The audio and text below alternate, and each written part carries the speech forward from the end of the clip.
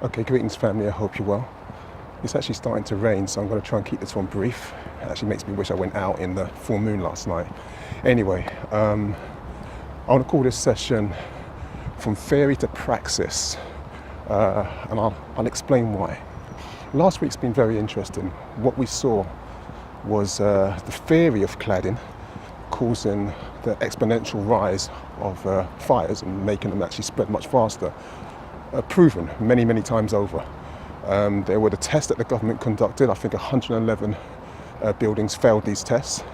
And last week in Dubai, a place that really isn't short of cash, once again, this whole idea about putting concerns of human beings below that of making profit led to a fire. Second fire, actually. I think the first was in 2015 at the aptly named Torch Towers. Now, thankfully, there were no fatalities, but you can see from the spread of the fire that again, cladding was the accelerant in this case.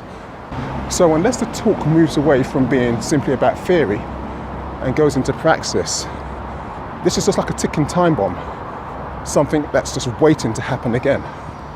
Now, I note this week that Morbic announced the closure of the consultation for his inquiry. Now, I think he extended it to August the 4th after people were saying that there wasn't enough time to make submissions. It's all very good. I'm seeing bishops coming out and saying that, you know, people and families should be involved in the process, which is all very good. But just following on from last week, what we need to understand is that all these submissions are being made now. Morbic makes a recommendation, and what does he do with that recommendation? He gives it to Theresa May.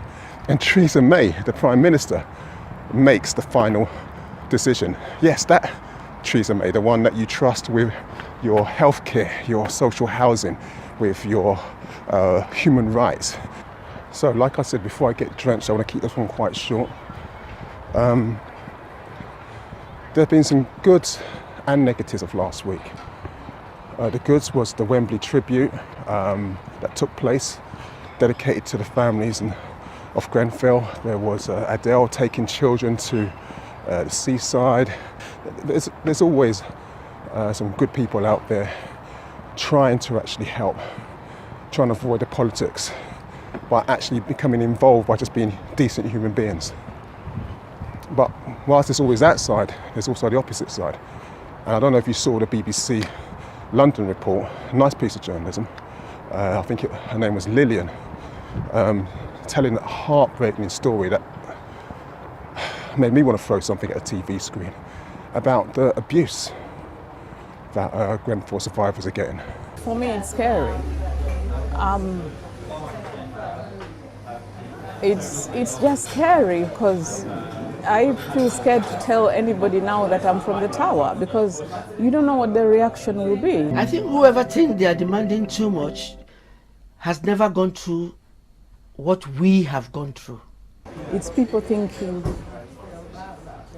this person doesn't deserve to speak up just because you're from Grenfell. And this is the ugly side of Britain, and it's really disparaging. It's very heartbreaking to see this, and also we had to acknowledge that it exists. So it's wonderful that some of the families that have survived and the children within those families have been given treats to help them deal with the trauma. But we mustn't forget Amaya, Ramirez, Isaac, Yaya, Jeremiah. These are just some of the Grenfell children that will never be able to open their eyes again. And the last sights that they saw were something that no human being should have to endure. The solution to the problems that we face isn't always about pulling a rally of hundreds of thousands of people onto the streets and marching. Sometimes the solution is actually to gather a small amount of people who are dedicated and focused, who have integrity. I'm not talking about a vanguard movement here. I'm just talking about people who have got principles, who are dedicated. We call them ride or die brothers and sisters. People who will stand with you through thick and thin, not those that run off the moment things get difficult.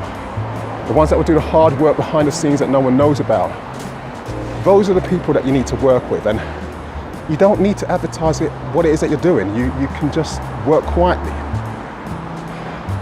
But I am starting to get drenched. So I want to ask any of you that are seeing online abuse against the Grenfell survivors, fight back. I've seen recent media reports of people being arrested for social media abuse on Twitter and so forth. We've got to protect families. I mean, that's us, that's who we are. So I want to sign off as I usually do and say, may the ancestors continue to guide and protect us. Ashe.